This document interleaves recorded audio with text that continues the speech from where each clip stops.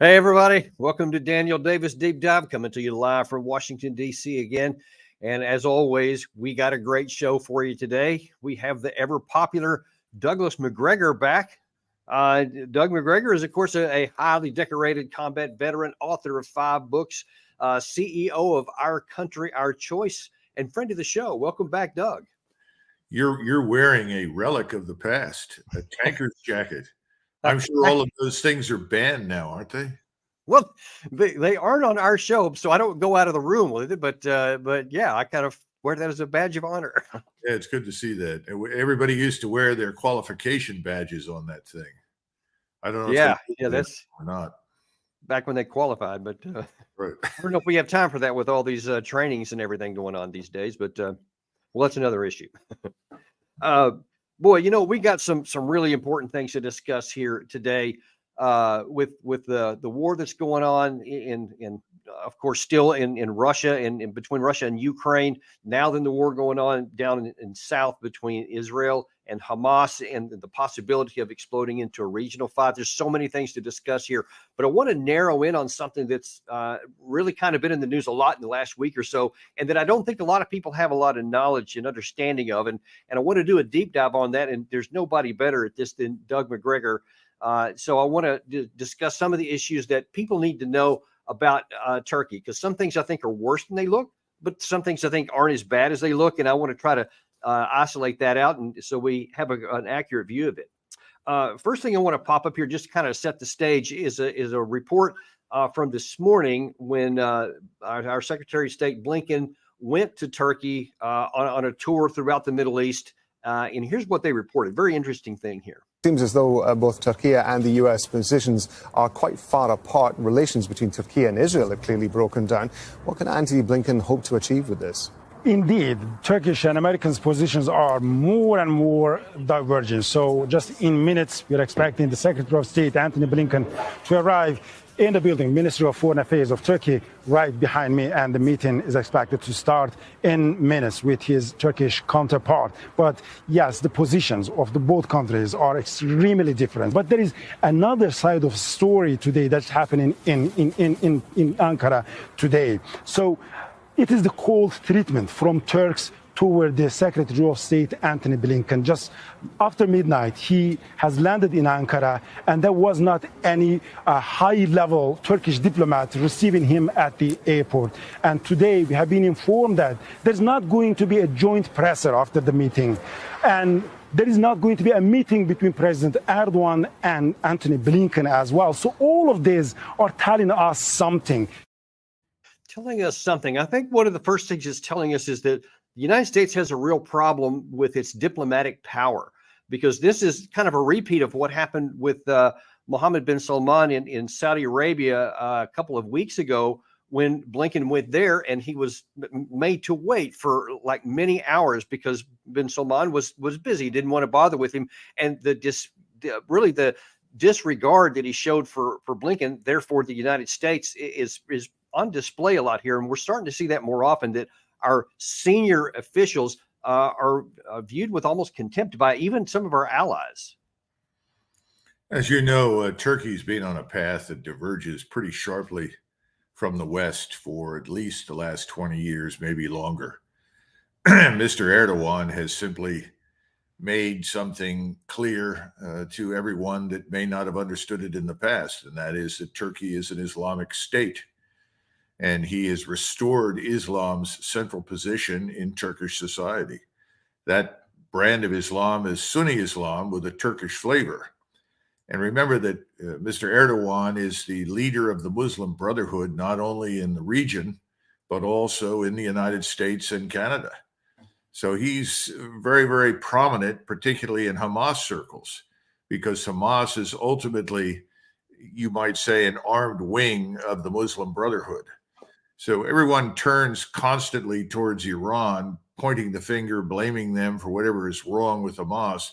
But in truth, the Turks are probably closer to Hamas in their thinking and attitudes, certainly towards Israel and the world, than they are to Iran. And I think that's an important point that everybody misses. Yeah. The Turkish foreign minister was the one who met with him, but Mr. Blinken was not met at the airport by anyone of significance. It was almost treated as a routine visit when in fact it's obviously not. When he did finally get to the capital, he met only with the foreign minister, whereas the Iranian foreign minister, when he visited, was received by all of the leading officials, and then after he met with the Turkish foreign minister, was able to go and meet with Mr. Erdogan. So I think the contrast is profound. I hope everybody noticed that. I bet no one in the United States noticed this unless they're watching Deep Dive here, which is why we're so grateful to have you on here. But do you suspect, I'm probably a rhetorical question, but that people in the region are noticing those two contradictions? Oh, absolutely. There's no question about it.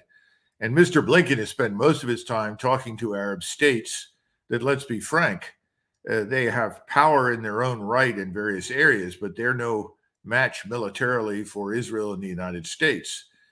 Egypt, for instance, which has tried very hard to maintain good relations with Israel over the last, 50 years, frankly, has no desire to go to war with Israel, but it's in a tough position given the treatment being meted out to the Arabs in Gaza.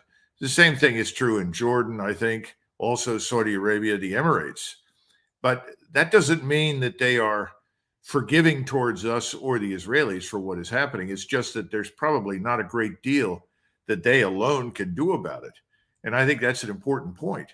There is someone who can have a profound impact militarily, and that is Mr. Erdogan, and everybody knows it. You're talking about the largest army in NATO, probably the largest air force after our own, and conceivably one of the largest navies in the world.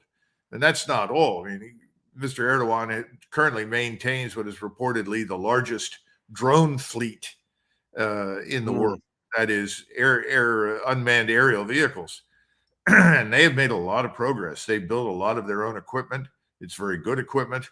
They have a huge manpower pool, over 2 million reservists that can be rapidly mobilized if necessary. And anyone who bothers to look at the televised demonstrations can conclude very rapidly that this public is very firmly behind Mr. Erdogan on this question. And in fact, that's a point I wanted to make out here. We have a small piece of a clip here, which brings out a couple of important points, and then we're going to follow that up with something Erdogan specifically said. And I want you to help us interpret that. First of all, Gary, show that first clip there. At a mass rally in Istanbul Saturday, Turkish President Recep Tayyip Erdogan stepped up his support of Hamas, declaring again that Hamas is not a terrorist organization, but a liberation movement. The Turkish leader went on to warn that Turkey may come in the night to Gaza, with the crowd chanting to send the Turkish military. In response to Erdogan's statements, Israel has recalled its diplomats from Turkey, setting back the country's newly restored diplomatic relations.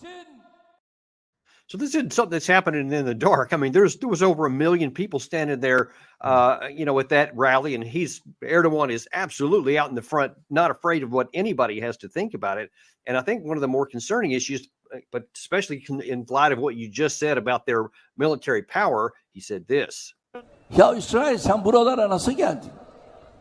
Nasıl girdin? Sen bir işgalcisin.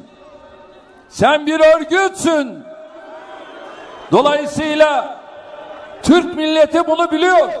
İsrail, biz de seni savaş suçlusu olarak dünyaya ilan edeceğiz.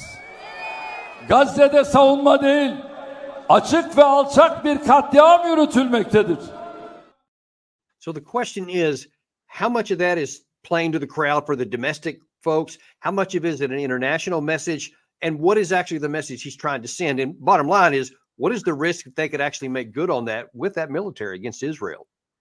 Well, one of the things that he's also said that is hardly being covered in the West is that Turkish soldiers will eventually fight in Gaza. So I don't think you can be much more straightforward than that. But Mr. Erdogan is nothing if not clever. And he's very sensitive to timing. And what you saw in that rally and what you've seen in subsequent presentations and speeches is an effort to mobilize the country.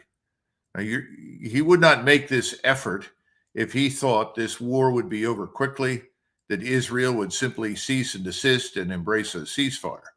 He's actually preparing the nation for action. Now, when will that action occur? Well, he's certainly not going to tell anybody. But I'm quite certain that it, particularly in view of the recent celebration of the 100th anniversary of the Republic, where he paraded 100 naval combatants through the Bosporus in front of the world and has made it very clear over and over and over again that he has great confidence in the military power at his disposal. It's going to happen. The question is timing. And I would argue the same thing is probably true for Iran, although I think Iran is far more reluctant to become involved because Iran fears us and what it can do to its infrastructure, which is ultimately more fragile than Turkey's. Right.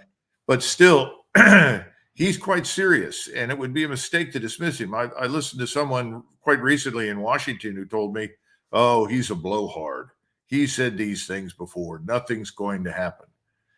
Well, good luck with that approach. I think it would be prudent to take him very, very seriously and understand that he's the one man in the region, the one leader with the capability to destroy Israel. Yeah, I think that's the key. He has the capacity, whereas Iran doesn't have the capacity. They can hurt Israel. They can't destroy it, but Turkey have a real chance for that. You know, one other quick point. People forget that from the Turkish standpoint, when he talks about the occupier, remember who was in Palestine for hundreds of years? The Turks, the Ottoman Turks. Who controlled Syria? Who controlled the Levant? Who controlled most of the Arab world in the Middle East? It was the Turkish Empire. So from his vantage point, you could argue that the Israeli Jews are standing on soil that he privately regards as not only Ottoman, but also permanently Islamic. And remember, they have this doctrine that says, once you're Islamic, it can never change. So you put all of these things together, and it would be a mistake not to take him seriously. Now, and then that leads to the next point here, unfortunately, is that I don't know that we have the diplomatic capacity to take him seriously. And let me just show you a couple of things here recently that kind of illustrates that. Is, first of all, just a few days ago, in terms of what the United States can do and how much influence they have over even our allies, John Kirby had this to say. Does the United States support the goal of destroying Hamas? We support what Israel is trying to do to protect their citizens from the threat of Hamas. And James, I think you know this, we aren't on the ground fighting in this war. There's no intent to do that. These are Israeli military operations. They get to decide what their aims and strategy are. They get to decide what their tactics are. They get to decide how they're going to go after Hamas. We're doing everything we can to support them, including providing our perspectives, including asking them hard questions about their aims and their strategy and the kind of questions we'd ask ourselves. But the question you asked me is a question better put to the Israeli Defense Forces. So we don't have much influence even over Israel. They've hardly listened to us anything. And Biden has been really trying to get not a ceasefire because Netanyahu's disregarded that, but at least a humanitarian pause. But then you saw, I guess it was yesterday, before Blinkin went to Turkey, he was in Baghdad. And when he was asked about the success of that, he said this. President Joe Biden, when asked whether he was optimistic, he felt progress was being made towards getting Israel to agree to humanitarian pauses and strikes, he gave a thumbs up and said yes. Based on your conversations with Israel on Friday, with Arab leaders yesterday and today, do you share the president's optimism? This is a process. Israel's raised important questions about how humanitarian pauses would work. We've got to answer those questions. We're working on exactly that. In fact, we agreed that our teams would get together, and they're doing just that, including today, to work through the specifics, the practicalities of these pauses. And just to show you how little impact that had, here is how Netanyahu talked after he met with Blinken. שידעו שיש דבר אחד שאנחנו לא נעשה. לא תהיה הפסקת אש בלי החזרת חטופינו. שיוציאו את זה בכלל מהלקסיקון. אנחנו אומרים את זה גם לאויבינו וגם לידידינו. ואנחנו פשוט נמשיך עד שננצח אותם. אין לנו אלטרנטיבה. So you had Blinken there saying that his signature success was that they had a group of people to talk. And then you saw afterwards Netanyahu just say, hey, this is to our enemies and our friends. we ain't doing any of that. We're going to do whatever we feel like doing. So if we don't have influence with our allies or potentially with Turkey either, how much control do we have over how this situation evolves at all? 2 quick points. First, it was nice that the Secretary of State took off his body armor when he decided to hold this press conference. I don't know that very many Americans saw it, but he wore body armor during his visit to Baghdad. Now, we've tried to create the fiction that we achieved something positive for ourselves as well as for the Arabs in Iraq. But if the American Secretary of State is at such risk that he has to wear body armor in Baghdad, I think it puts the end to that lie. It's also a disgrace that our Secretary of State would, under any circumstances, be under that kind of threat anywhere in the world. Secondly, Mr. Biden and his administration is obedient in service to Israel. And this obedience and their unconditional support for whatever the Israelis want has led to something very dangerous. Effectively, what Biden has done, and I think really Biden is a sort of an afterthought. I think it's Blinkin and Sullivan and their powerful forces behind them have essentially opened the cage door and let the tiger out. The tiger is called Netanyahu, and the tiger has determined that it must devour everyone and anyone in the neighborhood that it dislikes or considers a threat. We don't know what to do about that. And the reason we don't know what to do about it is that everyone in this government, in Washington in general, lives in fear of the Israel lobby, in fear of what could be done to them here politically if they stand up and say, well, enough's enough. There are limits to our support. There are limits to our tolerance. You know, if Richard Nixon were the president, Eisenhower were the president, I think even someone like LBJ, probably Carter, ultimately would have stood up and said, either you stop what you are doing right now, or we will withdraw our forces, i.e., we'll simply withdraw the naval power in the region. That would ultimately get Mr. Netanyahu's attention. But the Israeli influence and Mr. Netanyahu's personal power and authority at this point is so great that everyone is afraid to contradict him. And so it really doesn't matter what Mr. Blinkin says in public. The truth is, Mr. Netanyahu is in control. He's not only in control of his destiny, he controls the destiny of American national power, prestige, and influence in the region. Is there anyone that is willing to stand up and just say, hey, it's not anti-Israel to talk about taking care of American national security interest, American interest, economic interest even, or all the things you just mentioned? Do you see anybody, I don't care what party, that's willing to stand up and say, hey, look, we like Israel, but we love America, and here's what we need to do toward that end to help both? Well, I think John Mearsheimer has tried to do just that. And of course, in many of the more extreme circles inside the Israel lobby, he's regarded as a self-loathing Jew. And frankly, you're going to be tarnished almost immediately as not just anti-Israeli per se, but as an anti-Semite. Look, this is a tough position, but I've taken the position from the very beginning that we would have to intervene to save Israel from itself. My assumption from the very beginning was that this could actually escalate to a regional conflict. I think the Israeli attitude has been, as long as we are there and our power can be leveraged on their behalf, they can simply go on with this war of annihilation against Gaza and Hamas until they're finished, and no one will interfere because we are there, at least in the background, ready to support them. That puts us in the uncomfortable position of supporting something we say we oppose. Some of you may remember that we attacked the Serbs, in my judgment, on shaky grounds, frankly, but we said that the Serbs were guilty of ethnic cleansing, of driving out the Albanians. In truth, none of the Albanians were driven out until we started to bomb. But the point is, we have always taken a position that that's unacceptable. But we've decided now this is acceptable if the Israelis do it. Now, in fairness to the Israelis, and they do deserve to hear this, when Mr. Begin and Mr. Sadat, or President Sadat, met during the Camp David Accords discussions, Menachem Begin actually offered Gaza to Anwar Sadat and said, look, we'll give it to you. You take it over.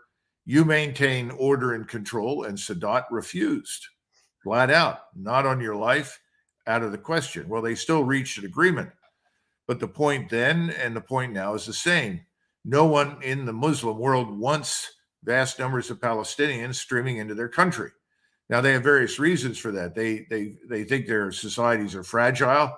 The sudden arrival of these people could be disruptive and destabilizing. Of course, I feel the same way about my country and illegal immigration that is right now sanctioned by the administration. They don't seem to care about our borders and who comes in. But at the same time, there's something else here, and that is the fear in the Arab world that if the Palestinians simply left or were relocated at great expense, but done so peaceably, that would end the discussion about Israel's legitimacy and its long-term position in the region. And there would be no more two-state solution. That wouldn't even be a fantasy. It would just be eliminated. And, you know, the Palestinians have been useful instruments in the Arab world with which to beat the Israelis over the head about this sort of thing. No one has had a solution. Now there is a solution. It's Mr. Netanyahu's solution, and his goal, and the goal of the people that support him, is to essentially cleanse the area between the Jordan River and the Mediterranean. This is just the first big bite. And I think in their minds, they believe that if they can succeed in Gaza, annihilate Hamas, destroy Gaza, drive out the people that live there, this will be an object lesson. And it will be much easier to induce the people on the West Bank to get out, thereby creating what they think is the biblical Israel. In other words, the pre-modern Israel. Now, that's another point of debate. So let me ask you this, though, from a military perspective, is it even a viable military task? Well, is it a political task to give the military to say, destroy Hamas and bring peace to Israel? Can you even physically kill all Hamas without killing all the people and have peace the result at the end of that? Well, in Warsaw, in January of 1945, I think that's about right, the Nazis went in and crushed the Warsaw Uprising by the Poles. And the Poles were very stupid. All they had to do was wait for a few months, and the Soviets would have been there, and then they might have had a chance at defending themselves against the Soviets. Instead, they decided to fight the Germans, who were ultimately on the way out, and the Germans annihilated them. So do I think it could be done? Yes, the IDF could do to Gaza what was done to Warsaw. And the population there could be dramatically reduced, perhaps not entirely killed or destroyed, but certainly substantially reduced and driven out. That is attainable. The point again is, who are the key actors in all of this? What if Mr. Erdogan finally says, that's it? You know, you've crossed the Rubicon. You're over the red line. We are now going to act. We are obligated as Muslims to act against you. And in the meantime, he receives assurances from the Saudis and the Emirates, we will support you. Because remember, his economy is not especially robust. It needs support. He gets a lot of money from Qatar. If he's promised enough funding from all of the actors in the region, the key ones like Saudi Arabia and the Emirates, then he can move. At the same time, he is probably going to turn around to Iran and say, are you going to join me in this? And I think if the Turks attack, the Iranians probably will. It's not because they want to, but they'll see that there's really no alternative. This is the problem from the very beginning for Israel. Israel's enemies continue to multiply. And we don't even need to talk that's about actually the issue. This is not, too many people view any question about what we're doing to support Israel as being anti-Israel. And I argue that the things you're talking about right here is the best thing for Israel. This is the best chance to actually protect them by reining in their worst impulses. Because if you actually could bring a Sunni Muslim and a Shia Muslim country together in opposition to Israel, I mean, that's almost mind-blowing that that's even possible. Well, remember that the conventional wisdom says I'm wrong. You know, conventional wisdom inside the Beltway is, oh, forget that. That's not going to happen. Nothing like that will happen. This will just simmer down and quiet down, and eventually this will go away. But listen carefully to Mr. Netanyahu's words. Everybody listen to the the Shiite leader on Friday. Right. Listen to what Mr. Erdogan said in that, or Mr. Netanyahu said in that recent interview that you flashed across the screen. He said, we have no alternative. Either we do this or we're in trouble. In other words, for him, this is an existential fight. He views the enemy as not really being in an existential fight. There are more Arabs out there, and in inexhaustible numbers of Muslim Arabs in his judgment. And what he's trying to do is tell all the rest of the world, listen, you take care of yourselves. We won't bother you, but we're going to finish this job come hell or high water. And we're supposed to support this. Well, the rest of the world isn't just staying out of it. The rest of the world is watching it. The rest of the world is appalled. Even when you go into Europe, everyone thinks that, well, the Europeans are all behind Israel. Well, the elites in the government are supportive of Israel. Yeah. But when you dig deeper into the populations of Western Europe, they're no more supportive of Israel than they are of the Islamist Arabs. They would like the Muslims out of their country, but that doesn't mean they support Israel. And look, they've been having, I mean, you're talking about Paris, Berlin, several European nations, large scale pro-Palestinian, ergo indirectly against the Israeli position of killing so many innocent Palestinians in the Gaza Strip. I think that's having a huge negative impact on Israel because they keep saying with words, oh, we're using targeted strikes and we're really trying to take care of people. And you see with your eyes, they're not even making an attempt. It doesn't look like to me. But you know from your own experience, this notion that you can put soldiers on the ground and carefully pick and choose. Oh, yes, I see that person over there is friendly. We'll move our fire to the right here because that's got to be a Hamas fighter. Give me a break. I am the last person to criticize Israeli soldiers for whatever they do in that city because they want to stay alive. It's fine to defeat the enemy, but to defeat the enemy, you need to kill the enemy before he kills you. That means the notion that can be, what do they call it? Discretionary warfare. I always laugh when I hear this sort of thing. So when somebody asks me, can the Israelis go in there and utterly annihilate the place? Yes, they can do that. It's going to take time. And it's going to cost a lot of lives.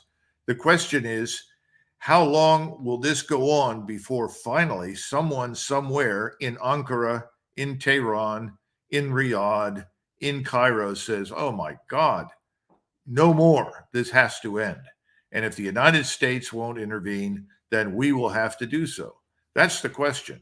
Yeah, that is my big concern. And that's why, going back to the beginning of this, I worry about who we've got operating here. That's President Biden at the top and Blinkin as the senior guy from the State Department, because you see that he's just being held in contempt by everybody on both our enemies and our friends. He's just viewed with nearly contempt and certainly not having any influence by any of them. And if that's what's going to keep us out of war, then we have some real trouble. But I think, Doug, that what needs to happen is there needs to be some strings put on this funding right real quick. And I don't know if Congress can do it, if the White House won't, but somebody needs to say, hey, all this $14 billion that you're wanting here, that's going to be putting some big strings on there because we're not basically going to pay to harm our own interest, which is what we seem to be doing right now. Well, right now you have too many people like Senators Blumenthal and Graham who are anxious to go to war with Iran and want to use this particular opportunity to do so. So they're doing the opposite of what you're suggesting. They're passing a bill effectively conferring authority on the president to attack Iran if he deems it appropriate based upon whatever the Iranians allegedly do. You know, this is scary stuff that harkens back to something like the Gulf of Tonkin. We don't want to do that, but there are a lot of people on the Hill that feel that way. And then you have the people on the Hill that are just afraid of the money, not so much that can be deprived, they can be deprived of, but the money that can go to their opponents in the future from the lobby because they made a decision the lobby didn't like. You know, if you're waiting for men of courage and conviction to stand up and be counted, boy, you're in for a long wait. Disraeli used to say that the most rare virtue in politics that he'd ever encountered was courage. He said you never see it because it's unrewarding. That's not how you stay in power. That's not how you get reelected. So I wouldn't expect that. So, and the other thing is, look, if you're going to get courage, it should be in the White House. but I don't see any evidence for it. And I think someone like Mr. Netanyahu would eat these people for lunch. He is a tough-minded character. By the way, so is Erdogan. Erdogan's not going to be pushed easily in any particular direction. So I don't think we have either the personalities or the credibility right now or the strength to do much. We're about running out of time here, but I do want to get one more view on yours, because it's something that a lot of people have some strong opinions in opposite directions on. I have been on a number of shows here recently where I've been advocating that we get our troops in Iraq and in Syria out, because all they are is vulnerability for these, Iranian-backed groups that could kill Americans who are there for no value to our country, which could be used by people like Lindsey Graham to say, see, now we have to strike Iran, and because they did it, even they wouldn't even be bothered or waiting for evidence. But the question that I'd like you to answer is, can it be done now? It should have been done a long time ago. It wasn't. Trump tried to get us out in 2019 out of Syria, and that was thwarted for reasons you know probably better than I do. But now then that we are here, and they have been attacked recently, can we withdraw them without it harming our interest? And how would you like to see that play out? Well, if you tried to withdraw those troops now by pointing out that the 1,000 up in Syria are essentially a target array waiting to be destroyed, whether it results from the Shiite militias or it results from the Turks as they move south to engage Israel. I mean, all sorts of bad possibilities exist. People would argue you can't do that. If you do that, you will signal weakness on the part of the United States. The same thing is true in Iraq. If you pull them out of Iraq, it's the final admission that what we did there was an enormous failure. Remember, the Iraqi parliament voted to throw us out in 2020, and we politely said, no, we're not leaving. Doesn't matter what the Iraqi parliament says, we're staying. That was a mistake in my view. I think we should have said, fine, thank you very much, cut our losses and gotten out. We should have gotten those troops in Syria out a long time ago. And frankly, when I was in the building and I asked the question, what are they doing? You got various said, well, they're there to help contain Iran. Really? That doesn't make any sense. I see no imminent Iranian invasion. Well, the Shiite militias, well, they're all local. They're going to defend their turf, but I don't see any evidence for much else. Well, we have to be there for Israel. And, my experience with the Israelis at the time was that if somebody moved the wrong way, said the wrong thing, did anything in Syria, they'd know about it, didn't need our help. Didn't need our help, right? And the Russians at that point, when they were accommodating the Israelis, made it possible for the Israelis to strike whatever Iranian-related targets they found in Syria that they thought were dangerous. Well, they destroyed their relationship with Russia. That's over, which is another subject, which is also, in my judgment, dangerous for Israel. They actually were very smart diplomatically in the way they were handling Russia and the United States. So now they've got one friend left, really, who counts, and that's us. And we don't seem to be able to do what I think a friend should do, which is tell them, this far and no further. I just don't think we can do it. So I see nothing happening until Mr. Netanyahu decides to make it happen. And then secondly, until this winds into a somewhat more dangerous regional conflict. That's exactly what I fear the most. And Doug, we're going to have to leave it there. We're out of time. I'm so grateful. This has been one of the most enlightening shows that we've ever done here. It's really, really good. And I fear that there's much more to come, and we'll have to have you back to go in probably what's going to be the next phase of this.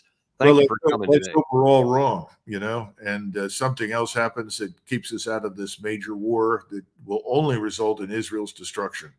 That's what we don't want. That's exactly right.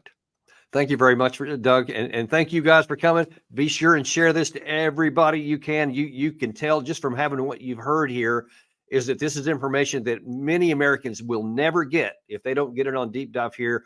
And we ask you to share this with your friends, like and subscribe, and we will see you on the next episode of Daniel Davis Deep Dive.